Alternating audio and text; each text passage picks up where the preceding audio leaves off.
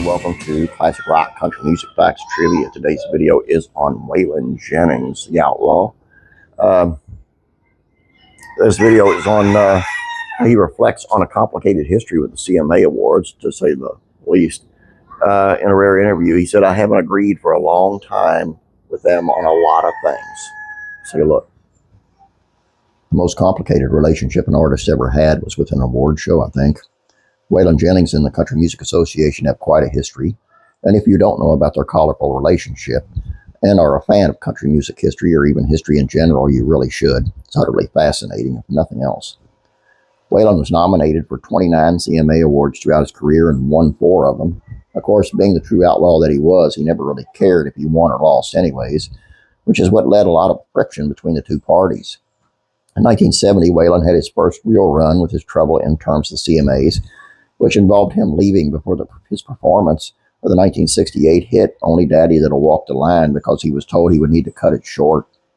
As he recalled in his 1988 biography, Waylon and an Autobiography, "One year I'd stormed out of the awards and didn't mind telling anyone who would listen why. It was Chris Christopherson's night. He was a shoo-in for several categories. I had been scheduled to perform Only Daddy That'll Walk the Line. They said they were strapped for time and they wanted me to cut the song to one verse and a chorus. I said, why don't I just dance across the stage and grin? Maybe do one line. That'll give you a lot of time. They told me not to get smart. Either I did it or I got out. They said, we don't need you. I decided that was true. I left." Well, but that beef was far from over. 1975, Waylon was nominated for Entertainer of the Year, Male Vocalist of the Year, Song of the Year, Album of the Year, and won the award for Male Vocalist of the Year. But this time it was different because the CMA needed Waylon a lot more than he needed them. Pretty much as soon as Waylon walked into the show with his wife Jessie Coulter, his manager Neil Reshen told him that Jessie didn't win anything, and as you might guess, Waylon was ready to leave. Jessie insisted that they stay, and Waylon explained his frustrations in his autobiography further. "So much for secrecy. Nobody's supposed to know the awards before they open the envelope. How'd the word get out?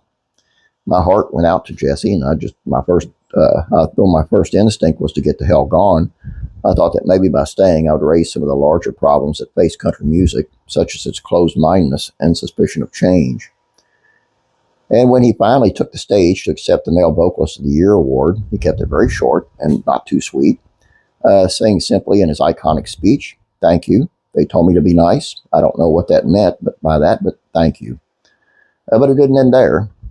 Later, Waylon was presented the Citation of Merit for his nomination for Album of the Year while on his tour bus in some sort of ceremonial gesture not long after the show happened. Well, when they handed him the paper to sign his name, he left his signature and then some. F you. The guy who now owns the certificate shared even more about that story on Facebook a little over 10 years ago, where he also revealed that Waylon apparently threw it on the floor after signing it, injected into the veins, honestly.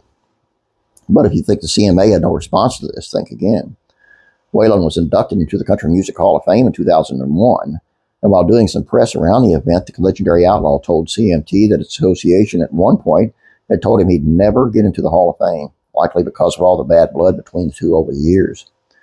It's comical to think of saying that an icon like Waylon, but of course, he couldn't give a rat's ass because that was never a goal he had.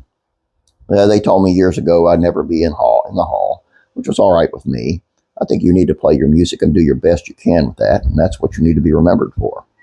But again, Waylon did them one better. He didn't even go to the Hall of Fame induction dinner in his honor. Instead, sent his son, Buddy Jennings, to accept the honor on his behalf, saying, "I let one of my sons go there and accept it. I think it meant something to my kids, and that's enough."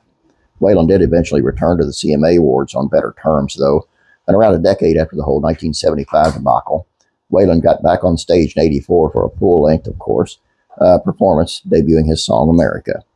If he had ever had any bad blood, Waylon and the CMA Awards, you'd never know it.